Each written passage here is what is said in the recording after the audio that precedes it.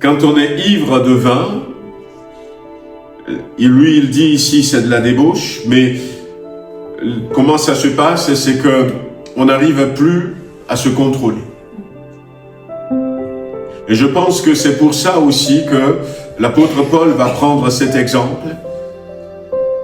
On n'arrive plus à se contrôler.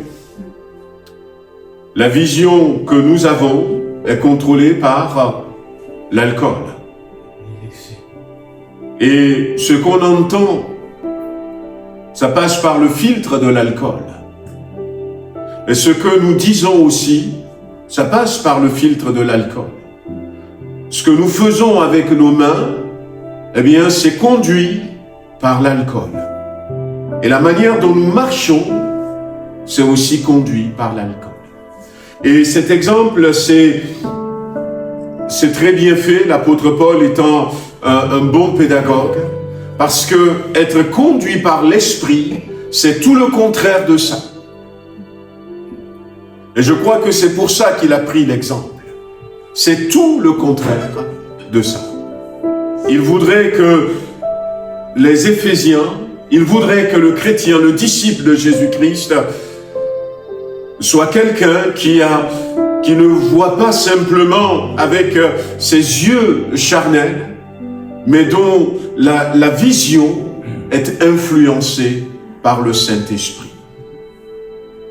Tout le monde peut voir la même chose.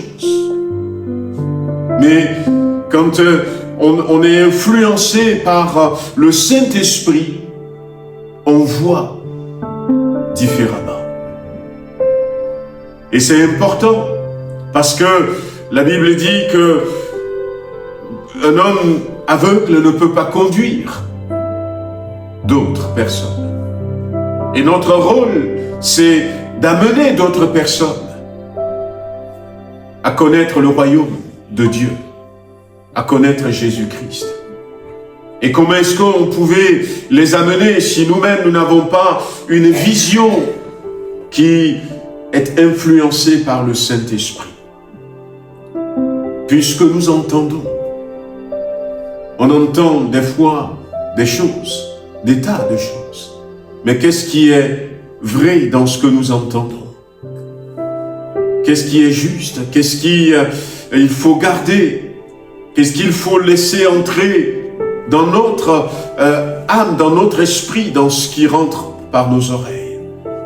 Le Saint-Esprit, quand on est rempli du Saint-Esprit, il place des filtres